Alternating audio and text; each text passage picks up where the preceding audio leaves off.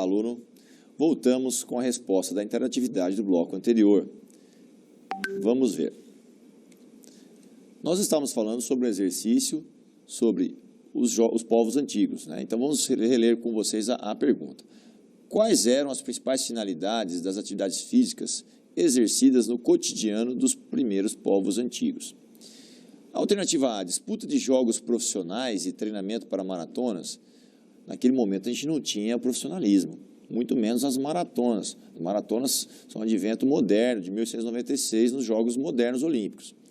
Alternativa B, preparação para provas classificatórias para as grandes universidades da época e manutenção da saúde. Olha, naquele momento nós não tínhamos universidades e a preocupação com a saúde não era algo assim racionalizado, as pessoas exercitavam-se por uma questão de sobrevivência. Alternativa C, exercícios higiênicos preventivos, preparação para Jogos Olímpicos e exaltação da beleza. Essa questão da higiene é algo que vai acontecer um pouco mais no decorrer da história, e não naqueles momentos eles estavam preocupados tanto com a manutenção da saúde e a higiene. Alternativa D, sobrevivência, ritos religiosos, danças, sacrifícios, lutas e jogos, preparação para a guerra e jogos e brincadeiras durante o processo de educação. Essa é a alternativa correta, que faz parte do processo de sobrevivência e dos permeios ali religiosos e educativos daquela comunidade. A alternativa E também está errada, ela fala do desenvolvimento do espírito guerreiro, do arete, da adoração de deuses antropomórficos e do treinamento voltado para pesquisas científicas. A ciência só vai se desenvolver a partir do mundo grego, 500 anos antes de Cristo. Então não é uma realidade dos povos antigos também. Então fica correta a alternativa D. Vamos lá.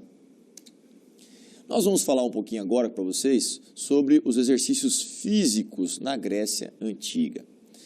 Então, o povo grego, ele é o povo que começa a se organizar 1000 anos, 1500 anos antes de Cristo, da formação de outros povos, na península, ali na Ática, ali junto, próximo do mar Mediterrâneo, próximo do mar Egeu. Então, essa situação desse povo, né, ele vai agregar jônios, eólios, aqueus e dórios. São povos vindo da região indo-europeia, indo-asiática, do norte da África, de Creta. São povos que estão ali, né, nessa região, que vão se agregar onde a gente tem a Grécia hoje e formar um povo muito guerreiro, muito combativo e com uma característica de navegação, de comércio, que é o que a gente vai ver e vai ser mais importante para o desenvolvimento da civilização helênica, né, que a gente chama da Grécia helênica, o helenismo.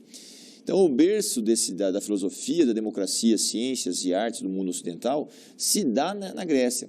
E a partir de 1000 anos antes de Cristo, essas comunidades começam a se desenvolver do ponto de vista intelectual. Elas começam a ter um momento de prosperidade, de estabilidade econômica, e a educação se prevalece, né? Então, alguns sábios, alguns pensadores começam a desenvolver o que a gente primeiro foi chamar de filosofia e depois a organização científica dos saberes, da medicina, da história, e isso também se propagou para as artes, né? A gente vê a literatura, a gente vê a poesia, a gente vê aí as artes plásticas, escultura. Então, o mundo grego antigo, ele é um berço de grande conhecimento da civilização ocidental, e que a gente tem a herança disso até hoje. Tá?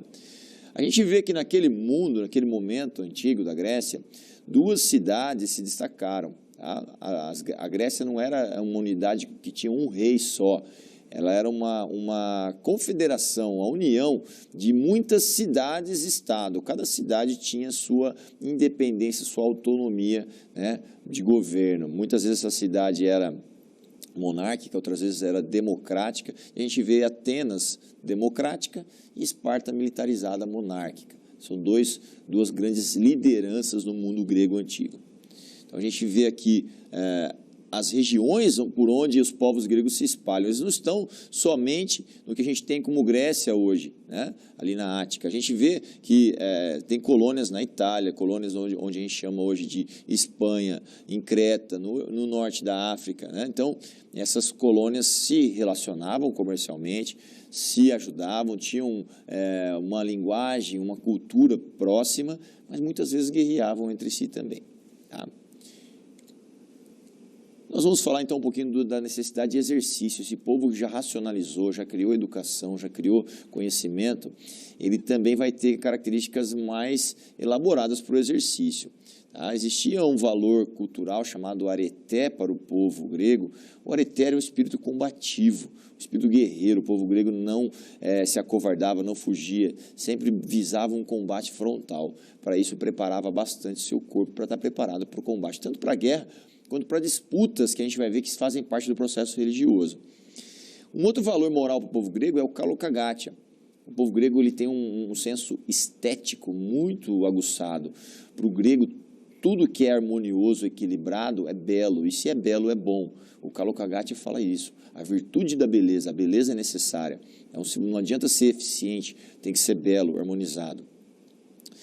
A gente percebe essa questão, né, desses dois valores morais refletida na arte. A arte grega clássica retrata em pormenores estátuas de deuses que têm formatos humanos, né? Então eles buscam na forma humana perfeita em suas perfeições e detalhes, construir, criar deuses que tenham esses formatos, né? Ilustram isso em estátuas. Eles criam, os gregos também, jogos, então, para homenagear esses deuses. Os deuses gregos são mais de 100, são antropomórficos, têm formas humanas, e cada um tem uma façanha, uma tarefa. Um deus suporta o mundo nas costas, a gente pode falar de Atlas, a gente fala de um deus que é mensageiro, né, Hermes, a gente fala de um deus da guerra, Ares, e aí temos também os filhos desses deuses, que são heróis ou semideuses, frutos de relacionamento com os mortais, né? A gente pode falar de Hércules, filho de Zeus, né, dotado de força descomunal.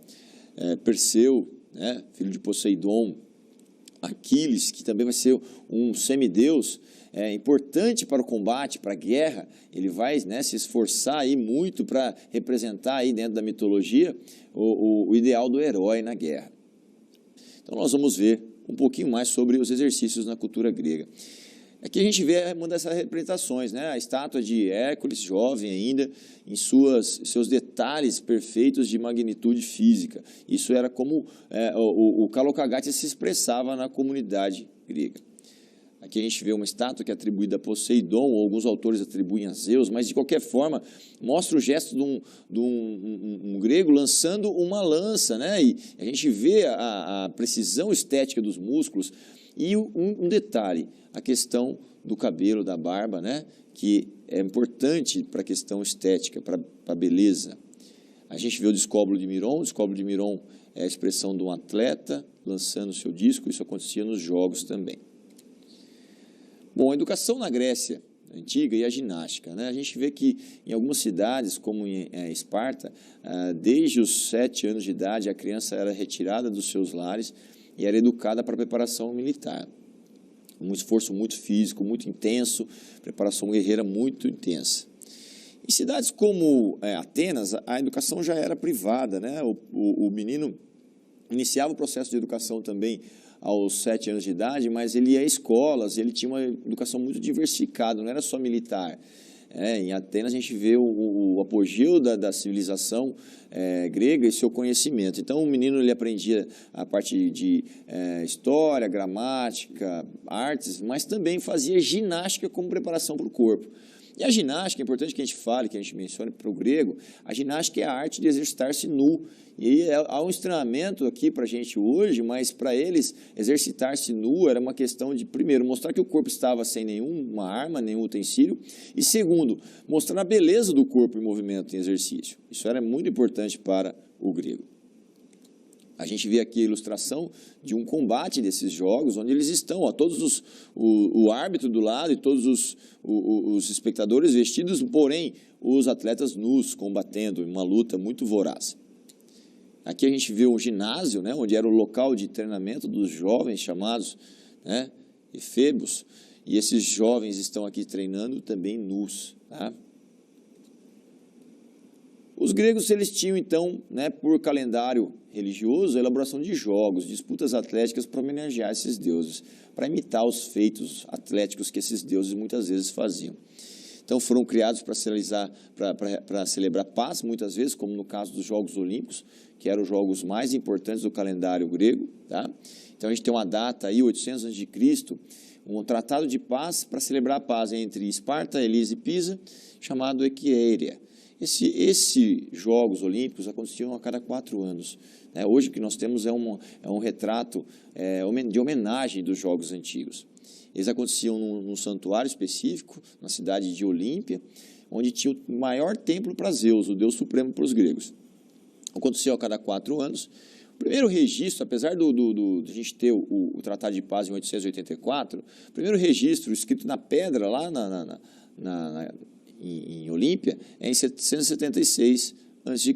E esses jogos aconteceram por quase 1.200 anos, até 393 depois de Cristo. Aqui a gente tem uma ilustração dos jogos de lutadores de pancrácio.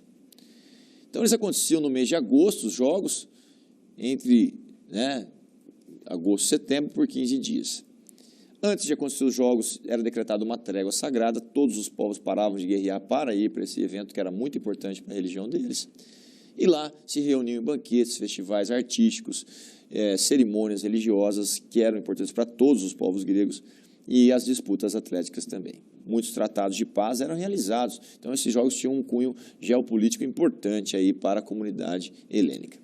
A gente vê uma ilustração do templo de Zeus, da estátua soberana de Zeus, que tinha mais de 12 metros de altura em mármore. Essa estátua, infelizmente, foi saqueada com o decorrer da história nossa mais recente. Eram disputadas nos jogos, então, diversas modalidades de luta, corridas, lançamento de dardo, corridas de quadriga, que eram corridas com cavalos.